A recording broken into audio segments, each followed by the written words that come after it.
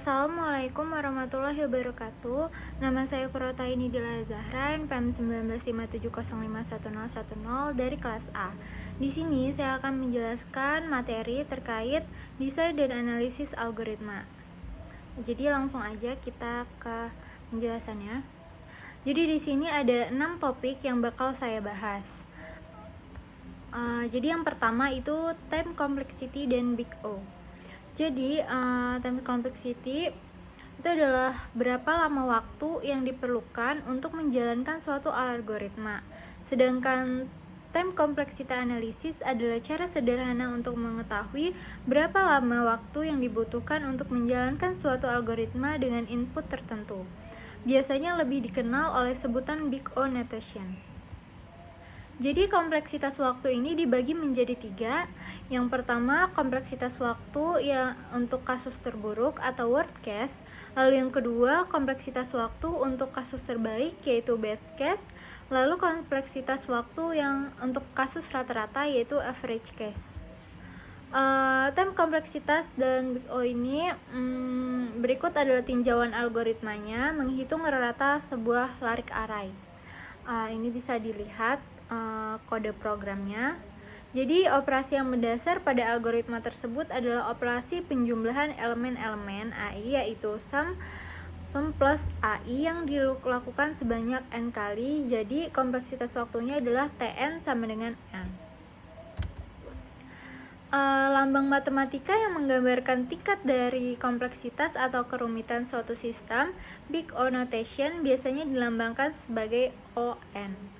Penerapan prinsip-prinsip Big O notation ini dapat kita terapkan pada ilmu komputer untuk mengelompokkan atau mengklasifikasikan algoritma pemrograman berdasarkan kerumitannya. Pada penerapannya, Big O notasi ini mengukur tingkat lamanya waktu proses running time dan space atau resource yang digunakan berbanding lurus dengan bertambahnya input data.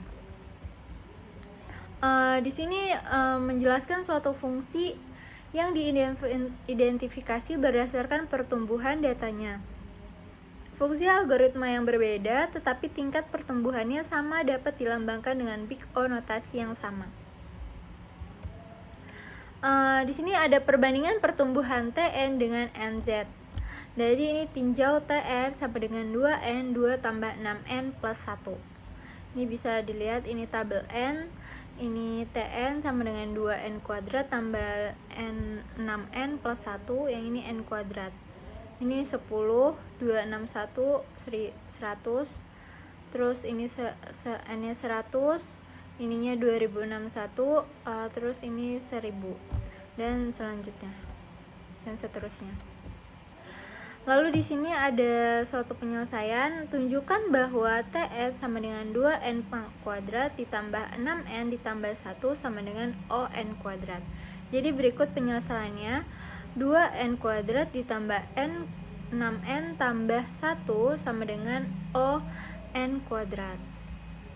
Karena 2n kuadrat ditambah 6n tambah 1 kurang dari sama dengan 2n kuadrat ditambah 6n kuadrat ditambah 2n kuadrat sama dengan 9n kuadrat untuk semua n lebih dari sama dengan 1. Nah, dalam kurung C sama dengan 9 dan n0 sama dengan 1.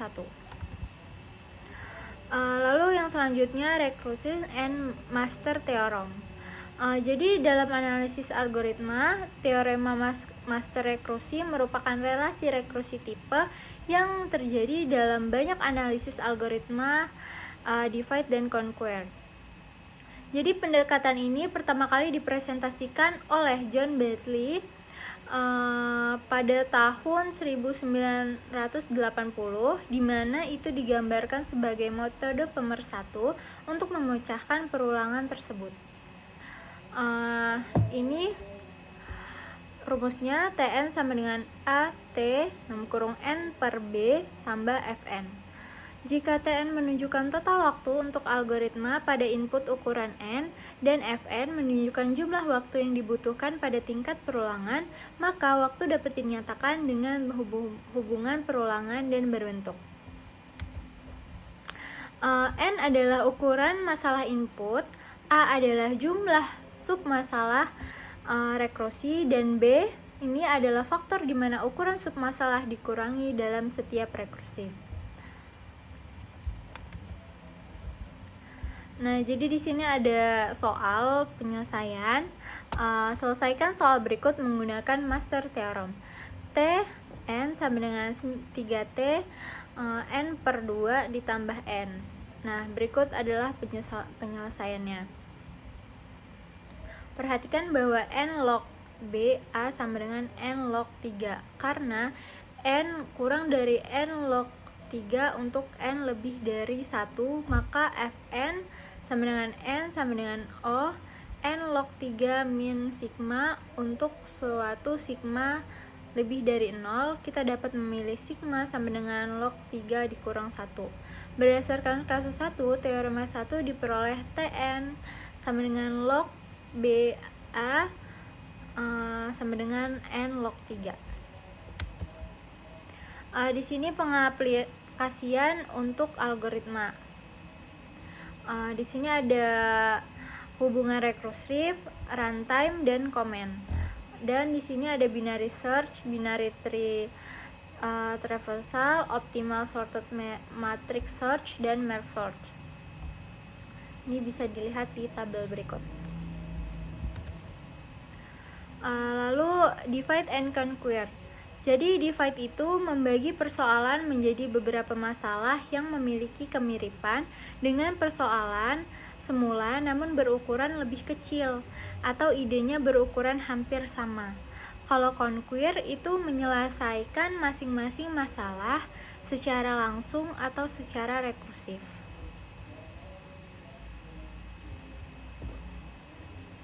Nah, ini ada contoh gambarnya. Di sini ada divide, terus di sini ada solve, di sini ada combine. Nah, di sini divide sekaligus conquer. Nah, di sini lambang P ini adalah persoalan. Terus yang S ini adalah solusi. Jadi ini skema umum algoritma divide dan conquer. Nah, di sini jadi ini ada algoritmanya. Prosedur divide and conquer, input n integer. Di sini jadi kita deklarasiin R K dengan integer. If n kurang dari n, dan masalah sudah cukup kecil, terus solve submasalah yang berukuran n ini. Else bagi menjadi R submasalah masing-masing berukuran n garis miring K. For masing-masing dari R rupa masalah do. Terus N4 combine solusi dari R submasalah menjadi solusi masalah semula n if. Di sini ada contohnya, misalkan tabel A berisi elemen-elemen sebagai berikut. Nah, ini jadi ukuran tabel hasil pembagian dapat dibuat cukup kecil sehingga mencari minimum dan maksimum dapat diselesaikan solve secara trivial. Dalam hal ini, ukuran kecil yang dipilih adalah satu elemen atau dua elemen. Di sini ada 4, 12, 23, 9, 21, 1, 23, 2, 24. Terus ini divide, solve menentukan min dan max pada setiap bagiannya. Jadi ini nentuin minimal sama maksimalnya.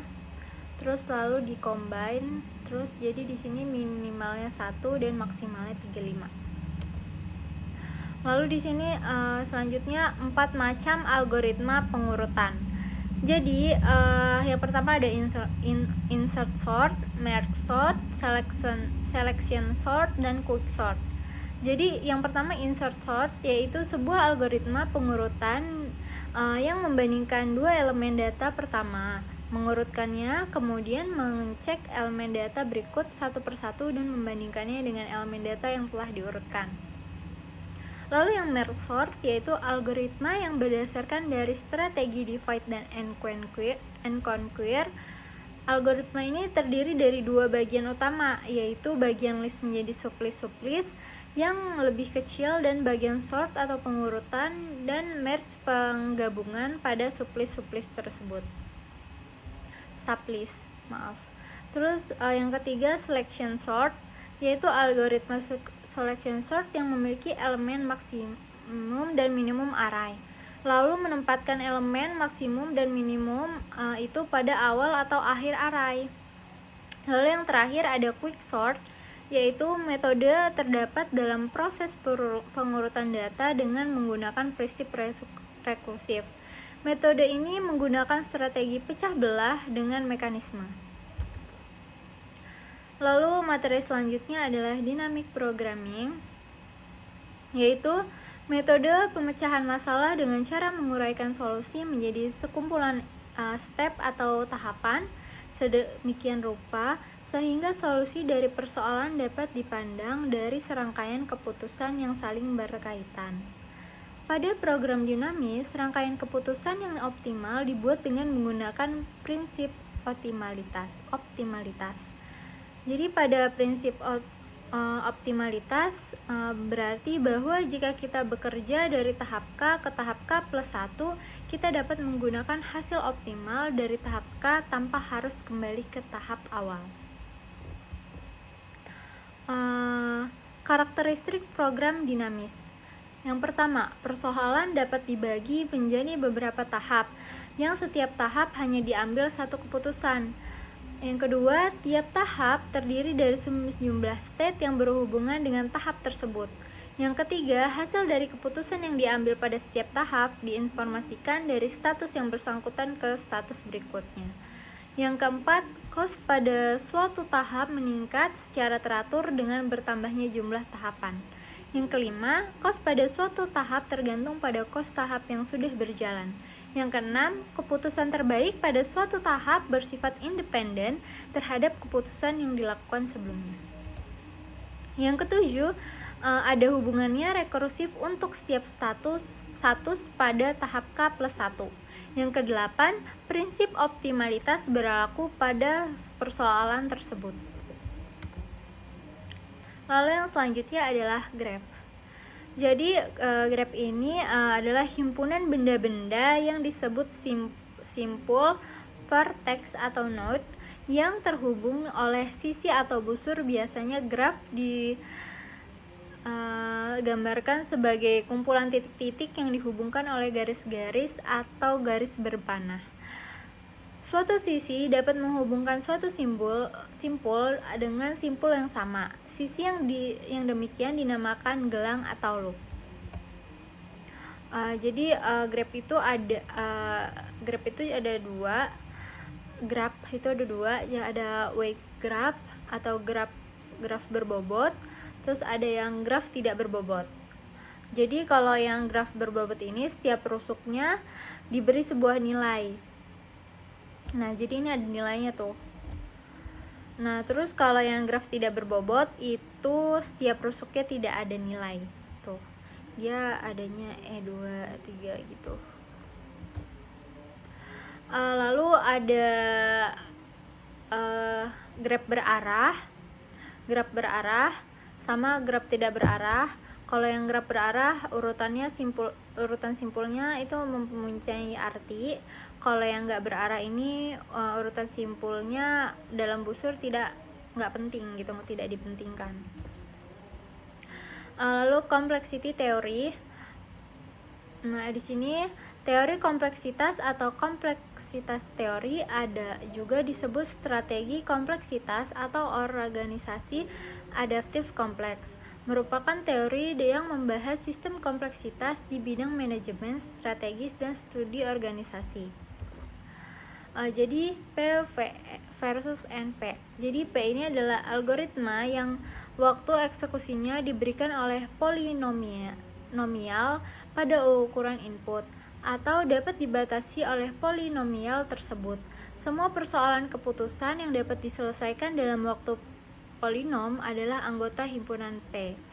NP, dalam membahas teori NP, kita hanya membatasi pada persoalan keputusan atau decision problem. Jadi persoalan keputusan adalah persoalan yang solusinya hanya jawabannya ada yes atau no.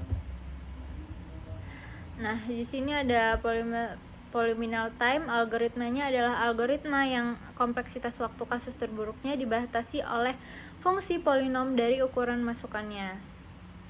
Tn sama dengan O Pn ke Pn adalah polinom dari n.